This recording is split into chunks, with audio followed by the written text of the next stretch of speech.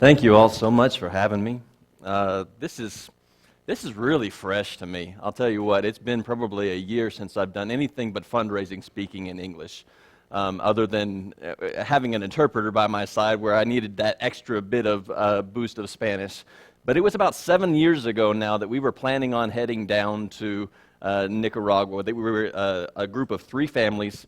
We're gathering together and trying to figure out and trying to solidify, trying to make everything gel in our minds as to what was going to work for us, what we felt like our calling was, what we could add to what was already going on down there. Because Misión para Cristo, if you haven't heard of it, it's already an established organization that's down there. And they have been doing things for almost 20 years now, as of today anyway.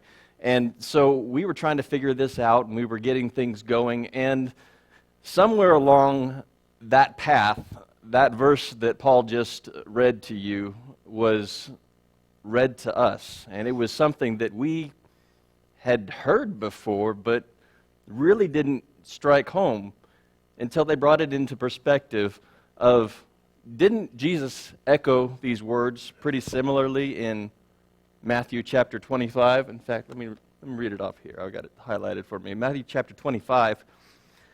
And really he's talking, starting in 31, talking about the judgment and how it's coming. But see if this sounds familiar as to what Paul just read. For I was hungry, Jesus speaking here, I was hungry and you gave me something to eat. I was thirsty. You gave me something to drink. I was a stranger and you invited me in. I needed clothes and you clothed me. I was sick and you looked after me, and I was in prison and you came to visit me. Then the righteous will answer, Lord, when did we see you hungry and feed you, or thirsty and give you something to drink? When did we see you a stranger and invite you in, or needing clothes and clothe you? When did we see you sick or in prison, or go and visit you? And the king will reply, truly, I tell you, whatever you did for one of the least of these brothers and sisters of mine, you did it for me. Then he will say to those on his left, depart from me, you who are accursed, into the eternal fire prepared for the devil and his angels. For I was hungry, and you gave me nothing to eat. Thirsty, and you gave me nothing to drink. I was a stranger, and you did not invite me in. I needed clothes, and you did not clothe me. I was sick and in prison, and you did not look after me. They will also answer, Lord, when did we see you hungry or thirsty or a stranger or needing clothes or sick or in prison and did not help you? And he will reply, truly, I tell you, whatever you did not do for one of the least of these, you did it not for me. And we see Isaiah and Jesus kind of matching up these things. These people in Israel, they are thinking to themselves, I am following the letter of the law. I am doing what I am supposed to be doing with my fasting. I am refraining from food, or I am giving up this one thing. And the word of the Lord is coming to them through Isaiah, and he says, is this the fast that I've chosen for you? Because look at what you are doing. Because at the end of the day, even though you look like you are playing that part, guess what? You are missing the point. You are missing everything about what it is that I am trying to accomplish through you doing that spiritual act. Is this the fast that I've chosen for you to oppress the people and hurt your neighbors? Or is a fast that I have chosen for you a better one that says, let me do something? And it's something that in our culture we've come to call social justice, right? And so we came to this conclusion as these verses and these thoughts were solidifying in our mind, and it's what I have been preaching now for 15 years, that it is all about, and catch this word, it is all about relationship. It's all about relationship. You cannot escape the gospel. You cannot preach the word without relationship, because they do not care about how much you know until they know how much you care. And we found not only was that true there, but that, if you're a parent, you know this. As you teach your children, if you are not developing that relationship with them, those rules upon rules, they're going to bounce off of them and come back to you, and it's not going to have the same impact. There are exceptions to that rule, but those exceptions prove that rule, right?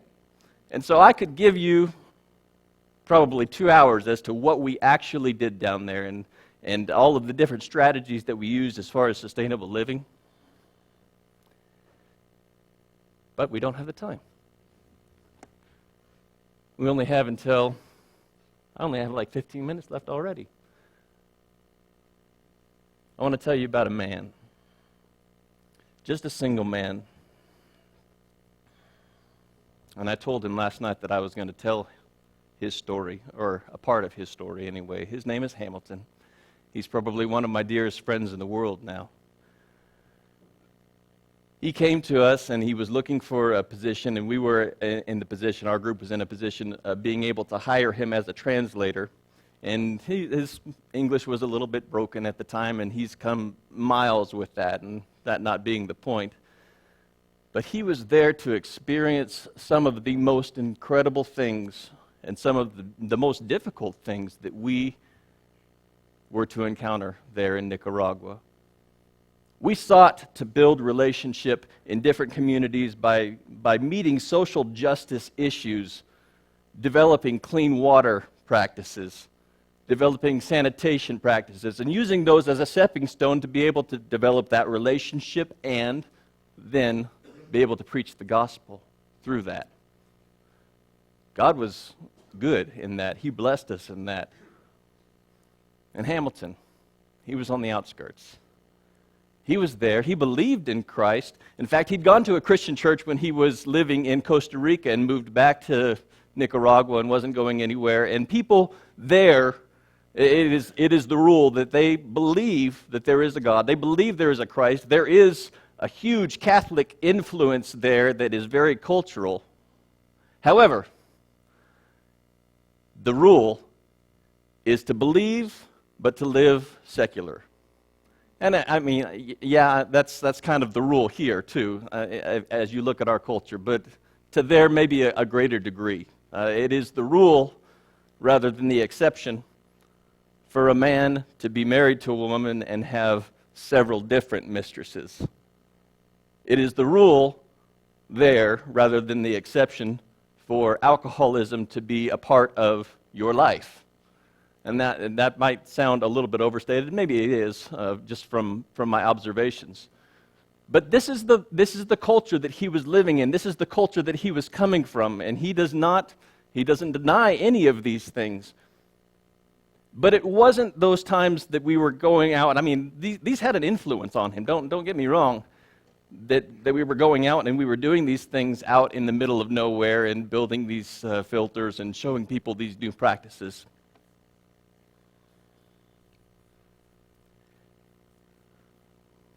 But it was some very specific and hard times that changed him and that affected him in some major ways. There was one day that I went out with the group, and he was with me, and more often than not, as we go out to help, there is something else that's going on that needs immediate attention. And sure enough, this particular day,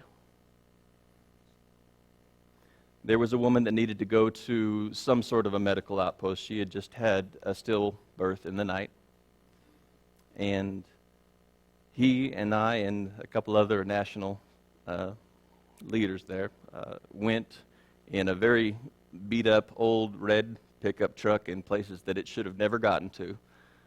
And he was there, and we cried and wept with Mom as she insisted that we hold her dead child. And she still had things that she needed to have taken care of. And so we brought this lady out of the mountains into the nearest medical outpost, got her settled, and immediately, almost immediately, as we were there, as we were getting ready to leave and pray for her and all that, there was another lady that was walking up the road, probably about 100 yards out.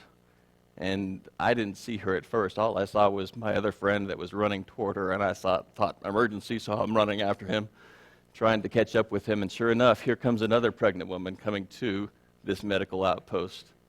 By the time we get to her, we're her water's broke, and she is ready to have, actually, it turns out to be twins, and she's hobbling down the road, and we try and carry her, one person over there, but remember, I'm 6'4", and Latino brother is about here, so me like this and him like this is not really working, and so we quickly figure out that it's probably a lot easier for me just to carry her.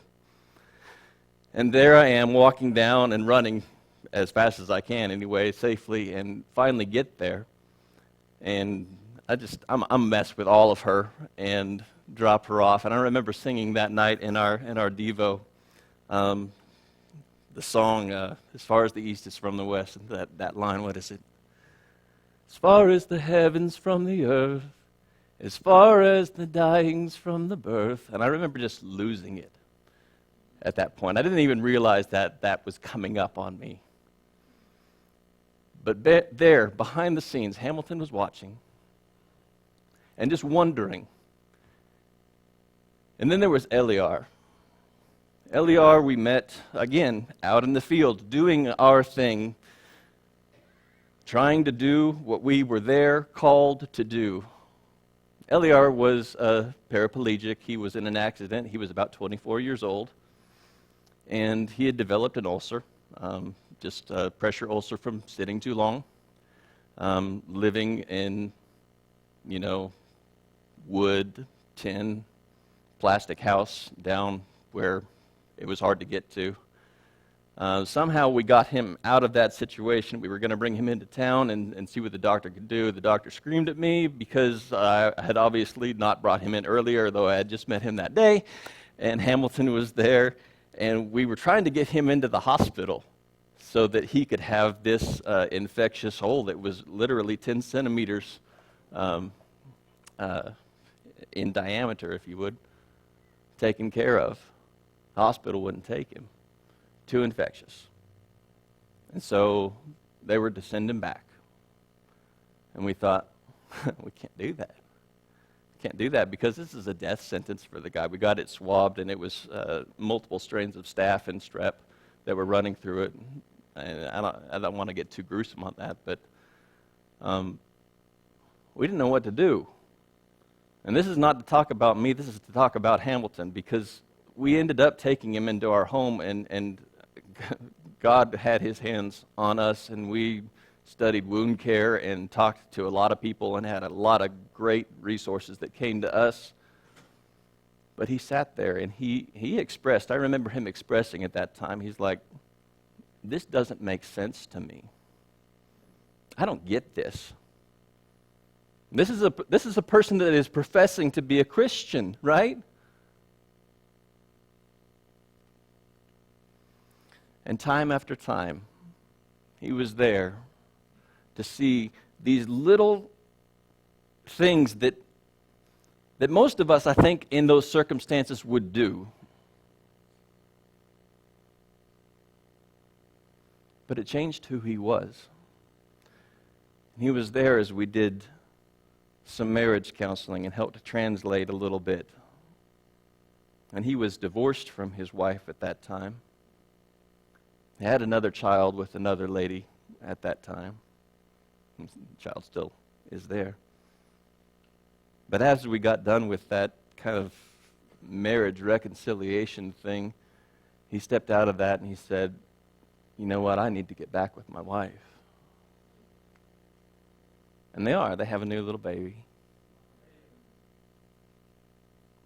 And it was about 2 days ago that he was conversing with me just over Messenger and sent me a picture. He's now joined up with the preaching school that Misión para Cristo has down there. He presented his first lesson by himself. And I tried to express in words to some degree how excited, how proud, if I could use that word, I was of him. That he was like there, and he was doing the thing that he had seen, that he had become now what he'd wanted to be this whole time. It's all about relationship.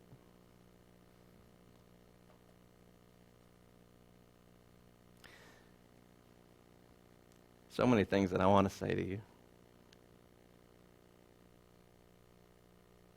So many things that I could tell you about how things were affected down there. Yes, do. Preach the word. But live the word. Because I found that if you do not live the word, if you do not live that love, if you do not have that love in your life for the people that you are seeking to evangelize to, those words may very well be falling on deaf ears. In the words of Paul, if I speak the tongues of men or of angels, but I do not have love, I'm only a resounding gong or a clanging cymbal.